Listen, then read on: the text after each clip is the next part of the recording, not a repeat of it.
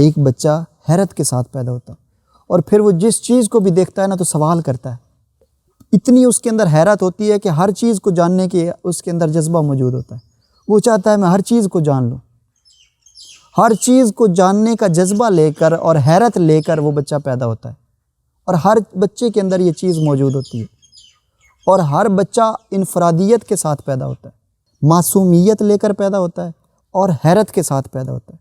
حیرت کا مطلب ہے کہ ہر شے کو جاننے کا اس کے اندر جذبہ موجود ہوتا ہے۔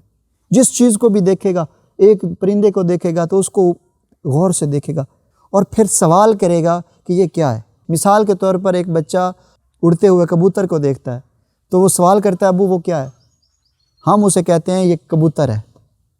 بچہ سمجھتا ہے کہ ٹھیک ہے مجھے پتہ چل گیا یہ جو اڑتا ہوا جا رہا ہے یہ کبوتر ہے۔ اس نے ایک لفظ جانا، اسے ایک لفظ کا پتہ چلا، اسے کبوتر کا کوئی پتہ نہیں چلا کہ یہ کبوتر ہے اور یہ کیا ہے، کچھ پتہ نہیں چلا، اسے صرف اتنا پتہ چلا کہ یہ کبوتر ہے، اور اس کی نظر اس سے ہٹ گئی اور اسے لگا کہ میں نے کبوتر کو جان لیا۔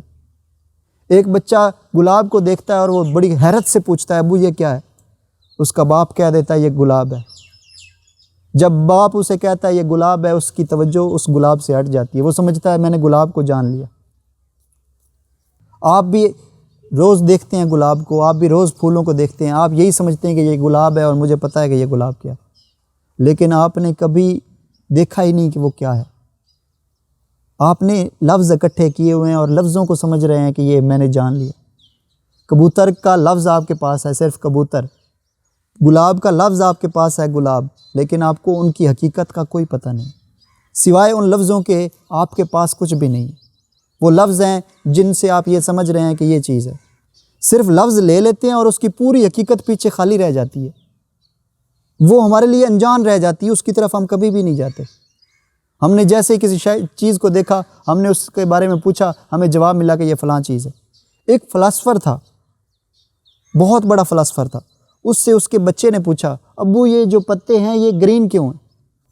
کوئی سائنٹیفک جواب اس نے نہیں دیا فلسفر نے، حالانکہ اسے پتہ تھا کہ یہ کیوں ہے، اس کے پاس سائنٹیفک جواب تھا، لیکن اس نے نہیں دیا۔ اس کے ابو نے پتہ کیا کہا؟ اس کے ابو نے یہ کہا یہ گرین ہے کیونکہ یہ گرین ہے۔ اس نے کیا کہا؟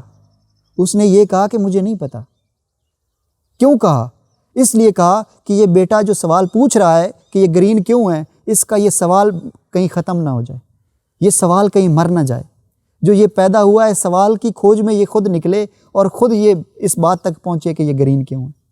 اگر وہ باپ اسے کہہ دیتا کہ یہ فلاں وجہ سے گرین ہے تو اس کی سوچ، اس کی توجہ اس سے ہٹ جاتی، سوال مر جاتا، اور وہ دوبارہ کبھی بھی اس بارے میں خیال نہ کرتا کہ یہ اس طرح کیوں ہے۔ اسی طرح جب کوئی بچہ پوچھتا ہے کہ یہ پھول کا نام کیا ہے تو ہم اسے کہہ دیتے ہیں یہ گلاب ہے۔ جیسے ہی ہم اسے گلاب کہتے ہیں، اس کی توجہ، اس کا وہ سوال وہیں پہ مر جاتا ہے اور وہیں سے اس کی توجہ ہٹ جاتی ہے اور اسے لگنے لگتا ہے کہ یہ پھول ہے، یہ گلاب ہے، مجھے اس کے بارے میں پتہ چل گیا۔ پوری تعلیم کا جو زاویہ ہے وہ اس کے اوپر گردش کر رہا ہے۔ تو بچہ اس حیرت کے ساتھ پیدا ہوتا ہے، اور جو تعلیمی ادارے ہیں وہ بچے سے اس کی وہ معصومیت چھین لیتے ہیں، بچے سے اس کی وہ انفرادیت چھین لیتے ہیں، اور بچے سے اس کی حیرت چھین لیتے ہیں۔